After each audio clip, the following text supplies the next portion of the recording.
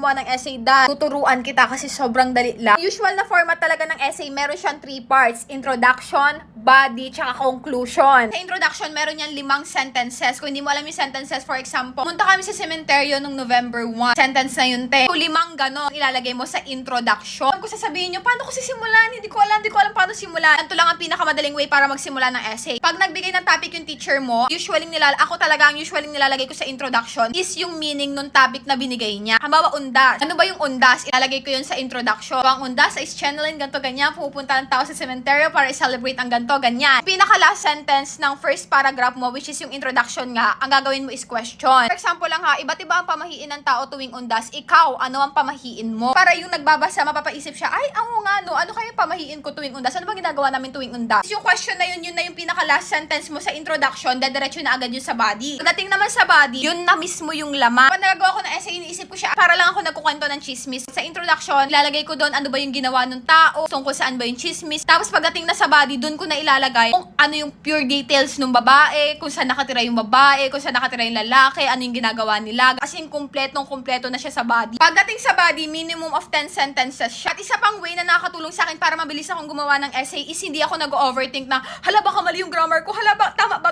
itong ginagawa ko, hala nakakahiya naman to sinusulat ko. Huwag ka mag-overthink ng ganun. Ang isipin mo, gagawin mo siya, kailangan mo siyang ipasa. Yun na yun. Mas kapag ginawa mo yung mindset na yun na hindi ka nag-overthink sa grammar mo, hindi ka nag-overthink sa sinusulat, promise maganda yung kalalabasan ng essay mo. Lastly, pagdating na sa conclusion, imagine natin na para siyang chismis, ilalagay mo na dun yung personal thoughts mo. Pwede mo na rin dun i-summarize yung buong kwento na ginawa mo, yung buong essay na ginawa mo. Sa pinaka-last sentence sa conclusion mo, pwede ka maglagay ng quotation, ganyan. Pwede ka din maglagay ulit ng tanong na mapapatanong yung nagbabasa. Something na mapapaisip ulit yung tao. And promise, itong technique na to, ito yung ginagawa ko mula grade 7 ako, grade 8, grade 9, grade 10, grade 11, grade 12. Laging ang tataas na score ko sa essay at ang bilis kong gumawa ng essay dahil dito sa mga techniques na to.